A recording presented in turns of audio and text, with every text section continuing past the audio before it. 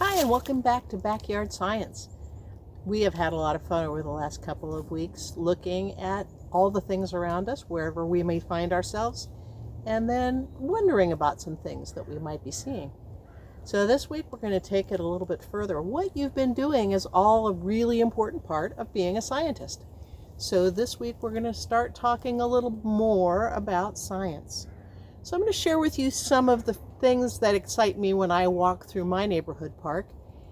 When you talk about how things change over time, the word for that is phenology. That's a great science word. And it means noticing the changes in a plant or animal over time. So at Jackson Bottom, we have a phenology trail where we track how some of the plants there change over time. And we've done it for a couple of years now. That lets us know how things are changing, not just over the course of this year, but is this year different than last year? So those some really important things.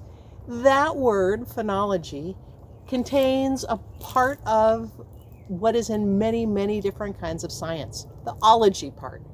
So over the next few weeks, we're going to be talking about a bunch of different ologies, because as you look around, there's all kinds of different things that you see, and there's people who study all of those different parts of the environment and the ecosystem around us. So over the next few weeks, we're going to introduce you to a bunch of ologies and some different things about them.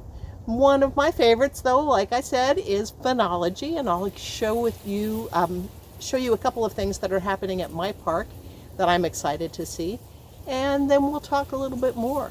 Remember that salmonberry flower we saw a couple of weeks ago?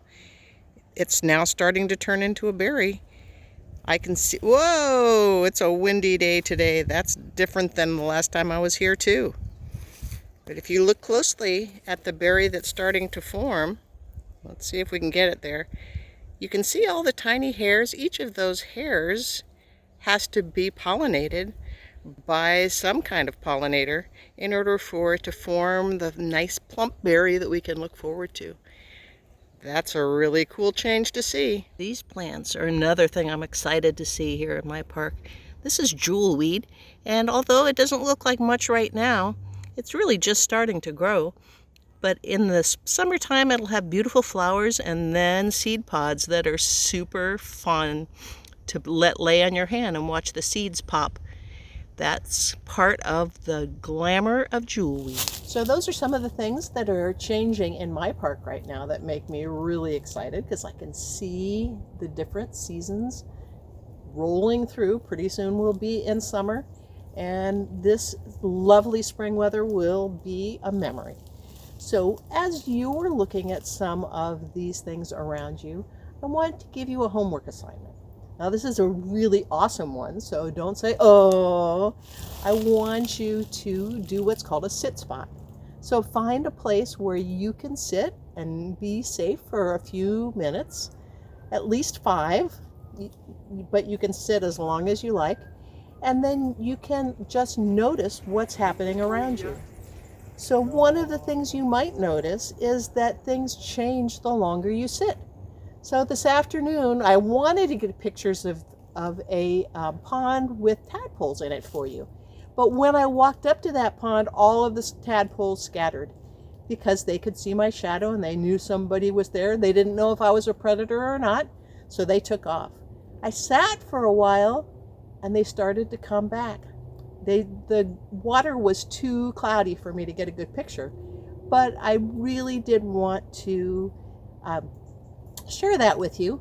I couldn't, but you can have that same experience if you go somewhere and just sit for a while. The animals that are initially frightened because you get there will kind of get used to you over time.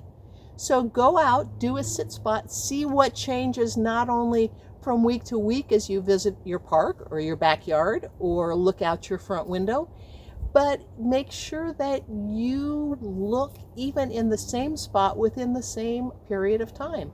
So sit quietly, just like you did when you were doing Zoe's sound map, but not only listening, but looking and seeing what's happening around you and how that changes when you sit quietly for a few minutes and become part of nature.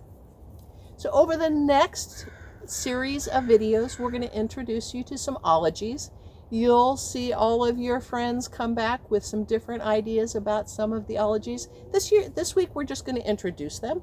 And then the next few weeks, we're going to go into them in more depth. So please come back, check out our ologies, and make them your own.